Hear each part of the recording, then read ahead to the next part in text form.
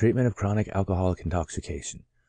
The treatment of a chronic disease is usually attended with much difficulty, and a long period will generally be required to effect a complete cure when such an end is attainable. I have succeeded, however, by a simple method, and within a comparatively limited period, in restoring health in cases of chronic alcoholism of the severest description. The treatment is to be considered under two heads. The patient must first be induced to give up the habit of drinking, unless he has done so previously, and, the inordinate desire for alcoholic stimulants having been subdued, the next point is to arrest the disease. It is usually considered that the habitual use of spirituous liquors becomes so inveterate as to defy all control. And the following case, related by Macnish, bears upon the subject. A gentleman accustomed to drink to excess answered to the exhortations of a friend, "If a bottle of brandy stood at one hand, and the pit of hell yawned at the other, and if I were convinced I should be pushed in, as surely as I took one glass, I could not refrain." I have observed, however, that when health is evidently giving way from overindulgence in spirituous beverages, drinking is often given up spontaneously, or, at all events, considerably diminished. By consulting the analytic table, the reader may notice that in the case of W.H., Case 7, J.T., Case 13, E.C., Case 15, L.M., Case 17, G.R., Case 18, C.P., Case 21, J.H., Case 30, and others, the allowance of spirituous beverages had been spontaneously diminished, or altogether stopped, long before applying for medical advice. In these instances, the patients stated that they had given up excessive drinking because they considered their health was suffering from it. When the habit of drinking has become inveterate, I have invariably found it of great importance to begin by obtaining the full confidence of the patient. Dr. Trotter, describing the means of checking this pernicious habit, observes, "When the physician has once gained the full confidence of his patient, he will find little difficulty in beginning his plan of cure.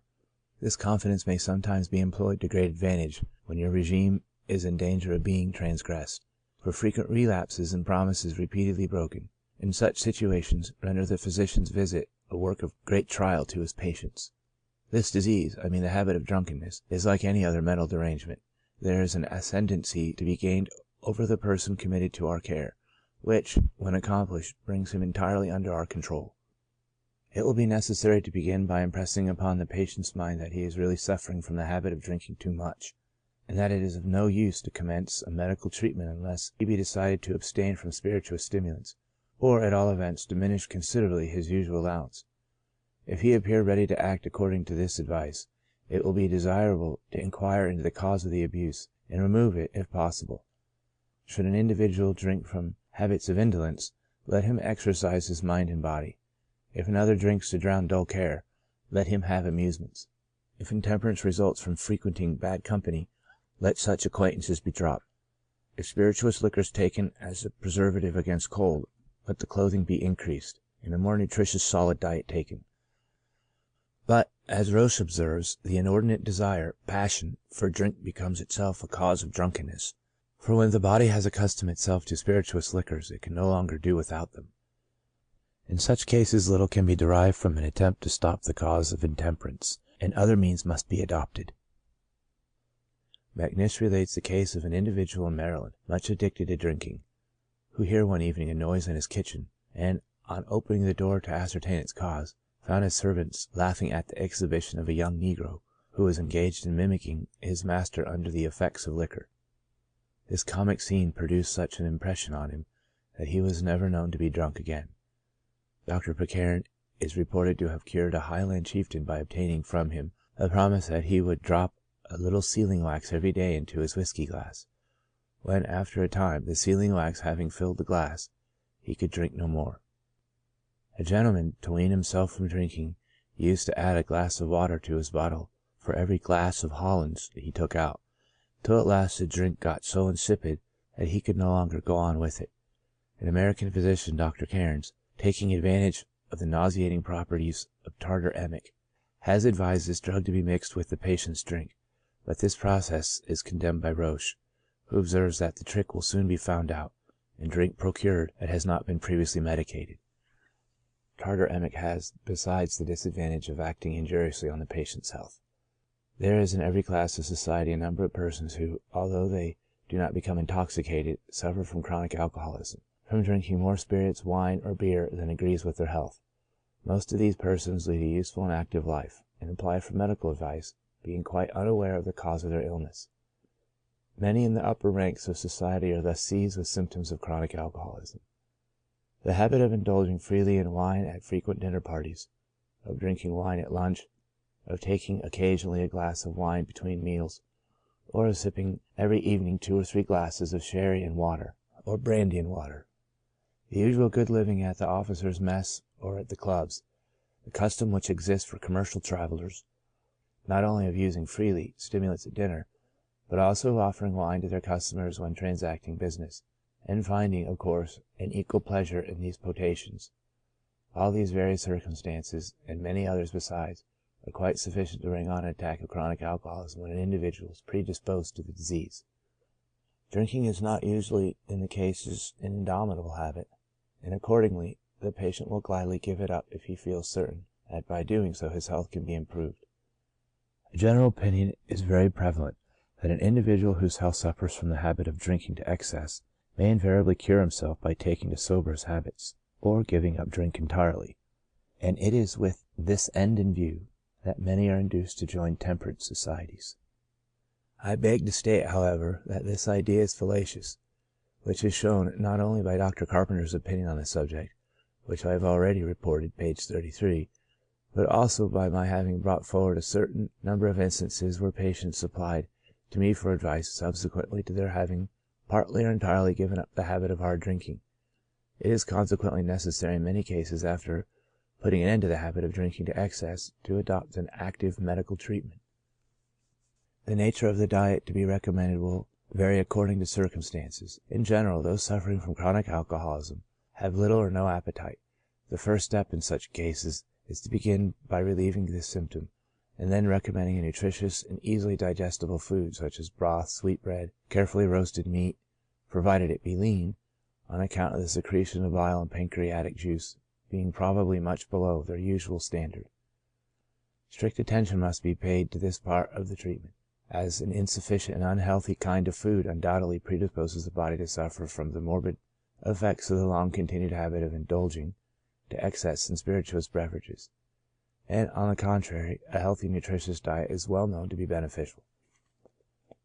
With respect to the use of the alcoholic stimulants, if the patient has completely given them up for some time, and entirely lost his taste for liquor, I have been in the habit of recommending about a pint of beer daily to be taken at meals, but in so doing much care is required, as some patients, who formerly could drink hard without being the worse for it, become liable to be easily affected by alcoholic beverages, even of the mildest description.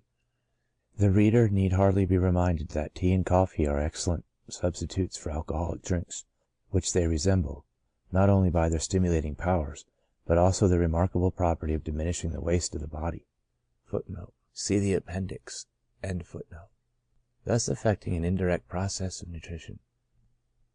In certain countries, such as Norway, where many district alcoholic drinks are seldom to be attained, I have observed coffee and milk to be extensively used, both as food and in the place of beer and spirits. But although tea or coffee may be resorted to as beverages, they cannot be introduced at dinner instead of beer or wine. Many do not like soda water. Toast and water is unpalatable.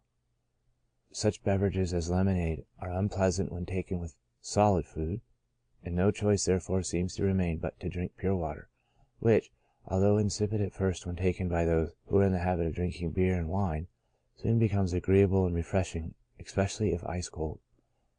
We shall now proceed to inquire into the therapeutical treatment of the morbid condition of the body described in the preceding pages.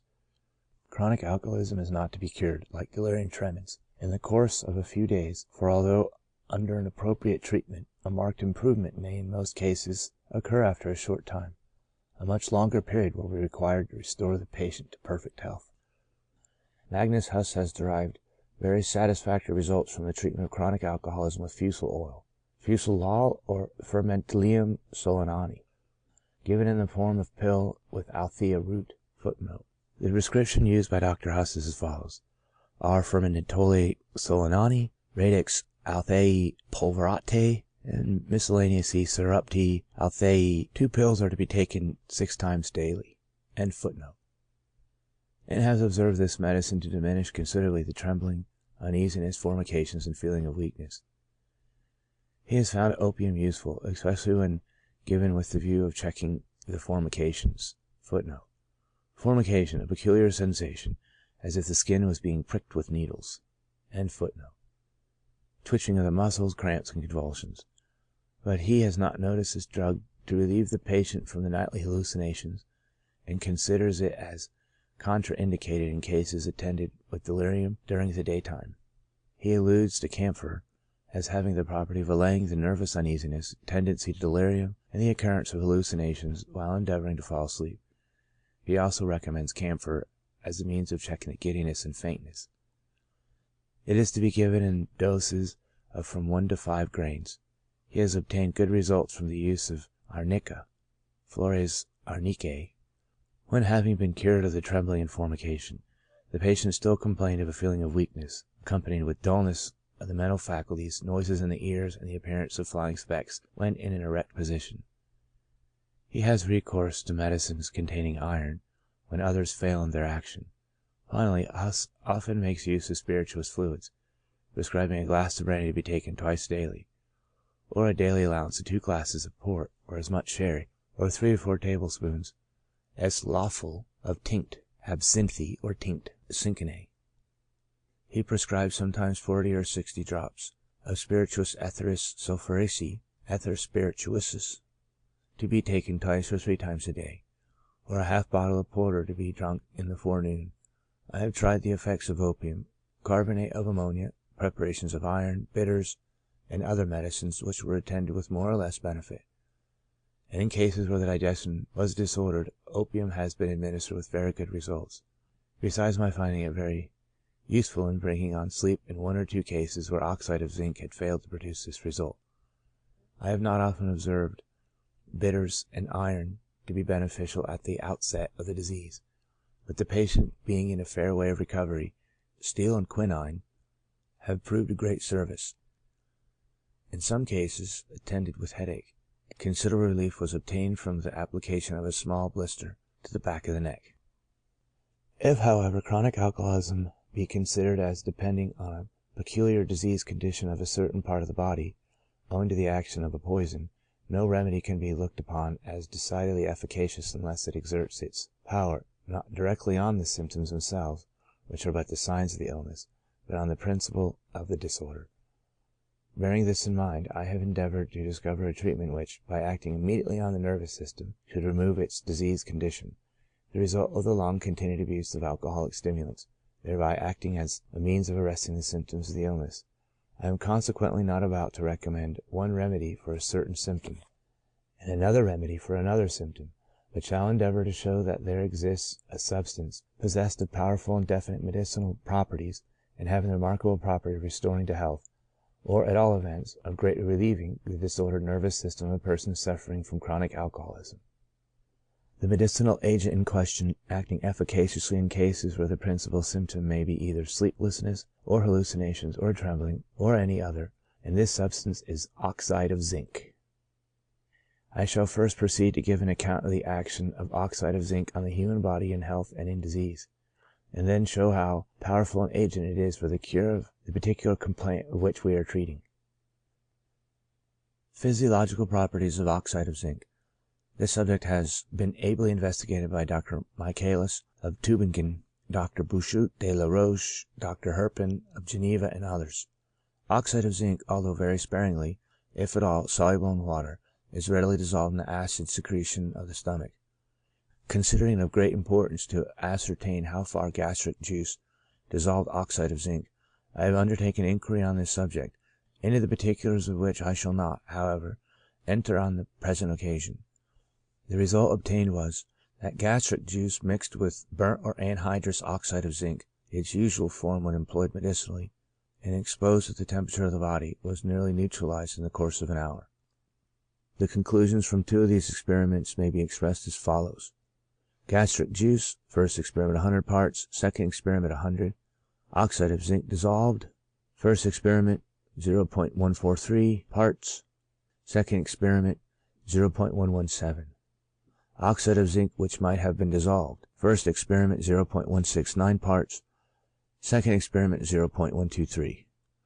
Consequently, such doses as from 2 to 10 grains of oxide of zinc are readily soluble in the gastric juice secreted after one meal. According to the experiments of Michaelis, the metal finds its way into the blood, bile, and urine. 4 hours after the injection of a salt of zinc into the crural vein, the bile exhibited evident traces of zinc. It appeared in the bile previous to being eliminated from the body with the urine. The gentleman also observed, from experiments upon animals, that large doses of oxide of zinc produced erosions and ulcerations of the mucous membrane of the stomach, and that it may induce within the organs of respiration granulations analogous to miliary tubercles. Moreover, he believes that long-continued use of moderate doses of oxide of zinc interferes with digestion, producing anemia and marasmus. He found the blood of dogs taking oxide of zinc to contain 0.99 or nearly 1 per 1,000 of fibrin, instead of 1.92, the normal proportion. Dr. Boschut, on repeating the experiments of Michaelis, succeeded, however, in giving a strong rabbit doses of from 5 to 10 grains of oxide of zinc without inconvenience to the animal. Footnote: Études sur la lactate de zinc dans epilepsie par le Dr. Herpin. End footnote. Dr. Herpin, after a long and careful series of observations on the effects of oxide of zinc upon the human body, has arrived at the following conclusion. Footnote: Du prognostic et du traitement curatif de l'épilepsie, 1852, page 565, end footnote. That it is a perfectly harmless remedy, and may be given in doses of as much as 6 grams, or 90 grains, a day, for a very considerable time, without producing any other inconvenience than temporary uneasiness. That its physiological effects are confined to a mild action legere, on the intestines, consisting usually, in the case of adults, of nausea which may occasion vomiting, and in the case of children, of slight diarrhea. That the medicine is easily to be tolerated without discomfort, by beginning in the case of adults with 4.5 to 6 grains a day, and in the case of children with from 1 to 2.5 grains a day, these quantities being divided into 3 or 4 doses, and then giving every week from 2.5 to 3 grains more daily to adults, and from 1 to 2.5 grains more daily to children. That the form of pill is sometimes a means of enabling its being tolerated. Finally, that the uneasiness occurs less frequently when the medicine is taken an hour after a meal, that when fasting, and that the first dose in the morning is always that which is attended with the most discomfort. It appears that since Dr. Herpin wrote his valuable treatise on epilepsy, he has slightly modified his opinion respecting the first of his conclusions. For in a paper entitled Études sur la lactate de zinc dans epilepsie, published by him in 1855, he observes that after a long continued use of oxide of zinc, when it has been taken to the extent from 120 to 473 grams, or 1,800 to 8,000 grains, unfavorable symptoms may occur, young women being more especially subject to suffer in such cases from anemia and chlorosis. The symptoms, however, only acquiring some degree of importance when the treatment has been persevered in for 1 month after the first appearance of the unfavorable effects.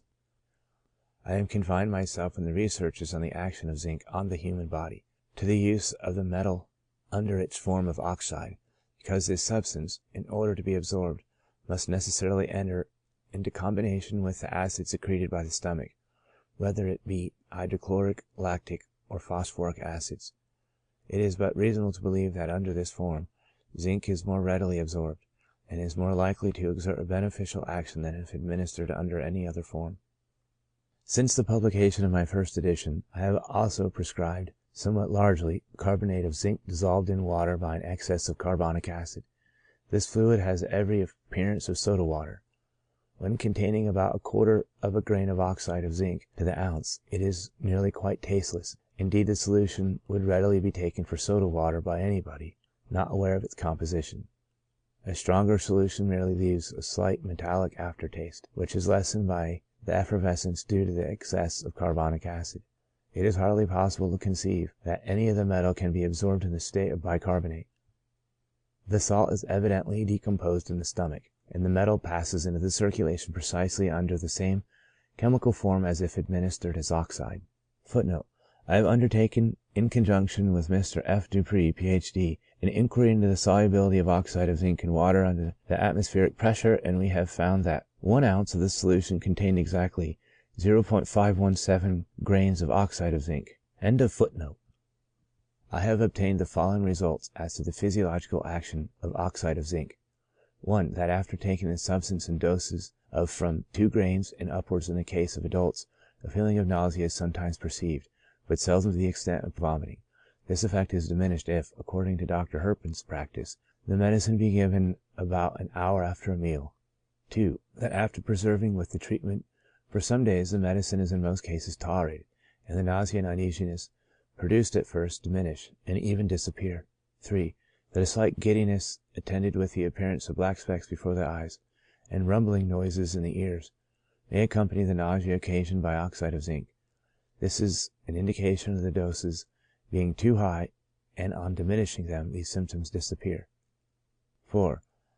A very important and remarkable effect of oxide of zinc is the power it frequently possesses of producing sleep. 5.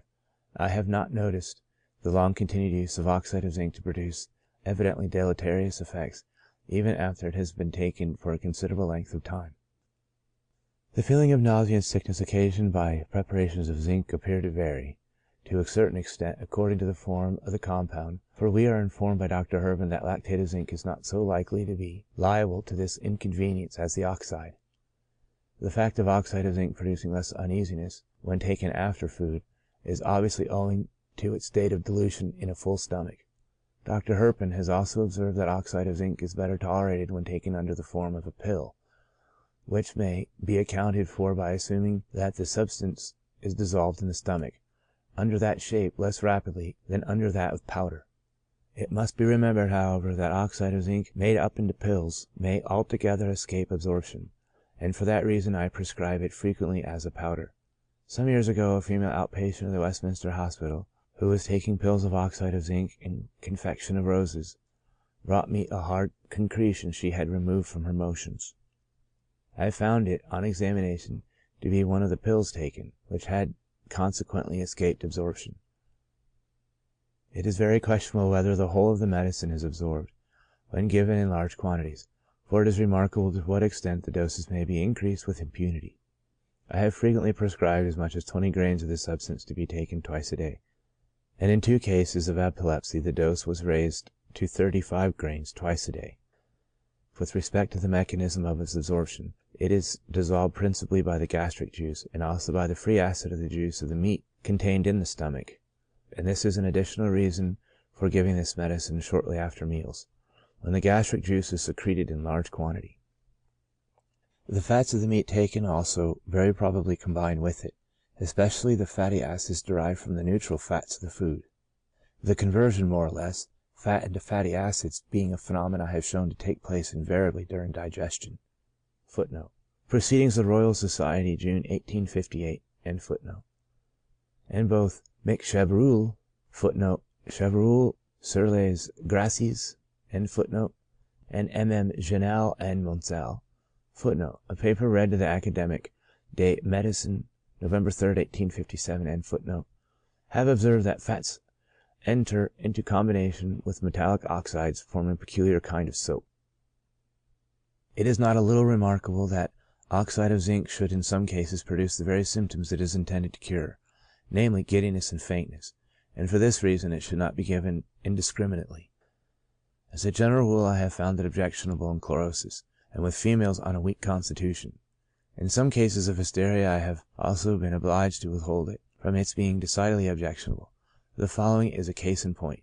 C.G., age 26, complains of headache and giddiness. Previous to her marriage 6 years ago, she had been subject to fainting fits, but since then the affection had not returned. She was treated with small doses of oxide of zinc, and about 5 minutes after taking the first dose, she felt very sick and fainted. After taking a second dose, she fainted a second time, remaining unconscious for 2 or 3 minutes on each occasion. Sometimes, though rarely, an apparent increase of the existing symptoms will occur in cases of chronic alcoholism treated with oxide of zinc, but on diminishing the dose, the unfavorable symptoms at once disappear. The property of oxide of zinc, of frequently producing sleep, a power it appears to possess exclusive to all other metals, is very remarkable. I have observed this phenomena not only where oxide of zinc was given for the treatment of chronic alcoholic intoxication, but also when administered in other cases. A gentleman taking oxide of zinc for chorea complained of his feeling so drowsy after dinner that he was obliged to go to sleep every day at that time, greatly to his discomfort, as he boarded with a family and was much annoyed at this apparent breach of sociality. W.S., aged 11, treated with oxide of zinc for chorea, experienced great drowsiness every evening at 8:30, although he had never before felt sleepy at that hour. Another male patient, aged 52, taking oxide of zinc for the treatment of vertigo and headache, stated that since he had begun the powders he felt very sleepy, and could sleep all day long. W.J., age 75, case 5, taking oxide of zinc, is reported as sleeping from 1 till 3:00 p.m., although he never slumbered so long before in the daytime. E.B., case 6, became very sleepy in the daytime since taking the powders. W.H., case 7, treated with oxide of zinc, has observed that he feels very sleepy in the daytime. When sitting to read he falls asleep.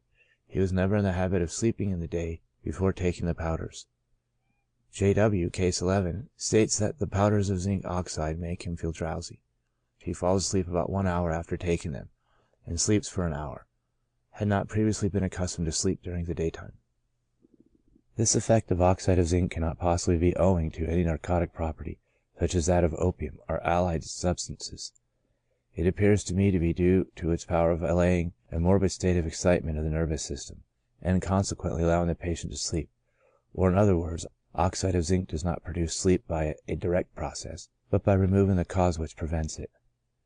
If this view be correct, it will follow that, when the administration of oxide of zinc in chronic alcoholism attended with a feeling of drowsiness and an improvement in the sleep, its effects are thereby shown to be highly beneficial, which is fully borne out by experience. The following case illustrates the difference between the action of opium and oxide of zinc. The patient had taken large doses of opium, according to this statement, for checking diarrhea, but also obviously for the purpose of mitigating the effects of alcohol in the nervous system. He succeeded more or less at first, but after a short time the drug lost its beneficial influence. Under these circumstances he experienced great relief from a treatment with oxide of zinc. S.W., aged 26, a hawker, called on me at the Westminster Hospital as an outpatient on the 15th November 1860. Complains of a dull pain in the left temple, shooting from the eye to the ear. Has been a very hard spirit drinker, which he kept up for the last 10 years, although he has drunk less for 2 or 3 months past, finding that hard drinking brings on invariably diarrhea. With the view of checking this effect, he had recourse to opium. At first he succeeded in checking the diarrhea, and he slept under the influence of the drug. But now it no longer stops the intestinal affection, neither does it exert its soporific powers. He has never been a sound sleeper since he first took to drinking. He suffers at present from great nervous uneasiness, and is subject to muscae volitantes, although not to hallucinations. Was ordered to take 2 grains of oxide of zinc twice a day, and I warned him of the importance of giving up completely the habit of drinking. This patient called again at the hospital on the 23rd of November, having derived great benefit from the medicine, although he did not act up on my advice as to leave off drinking. He stated that the powder's oxide of zinc had removed completely the uneasiness he had been subject to, and strengthened his nerves. In answer to my inquiries, he observed that he had on several occasions found much relief from the assuming temporary habits of sobriety, but never with the rapidity experienced on the present occasion. From the frequent necessity in cases of chronic alcoholism to continue giving oxide of zinc for a comparatively great length of time, it is important to make sure that this medicine cannot act as a slow poison, such as many other metals do, for instance, mercury and lead.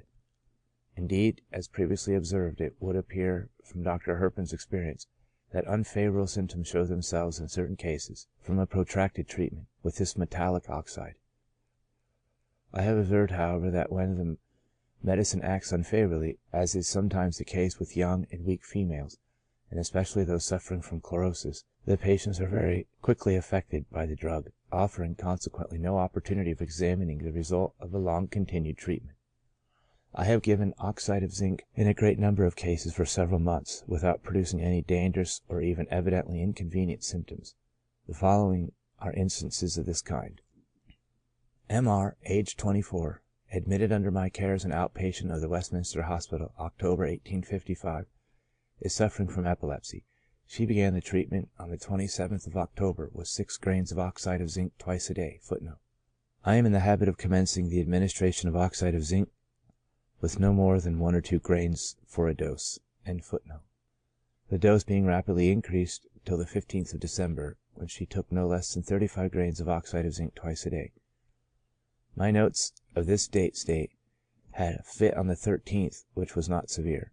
Looks pale and feels giddy. The symptoms are probably owing to the fit the patient had 2 days previously, and not to the zinc. The dose of 35 grains was perhaps rather large, but, as will subsequently be seen, if it produced paleness and giddiness, these symptoms were but transitory. On January 16th, the dose had been gradually reduced to 10 grains. By the 9th of February, it had been again increased to 22 grains twice a day. On the 20th of February, she was taking 15 grains twice a day, and she continued with that quantity till the 5th of April, having taken large doses of oxide of zinc for 4 months and a half. She had evidently benefited from the treatment, as on the 2nd of April the following note of her case occurs in my notebook: continues to feel quite well, no return of the fits. In the next case, the patient persisted in the treatment with oxide of zinc for a much longer period. H.J., age 35, admitted as an outpatient on the 26th of May, 1855, and suffering from epilepsy.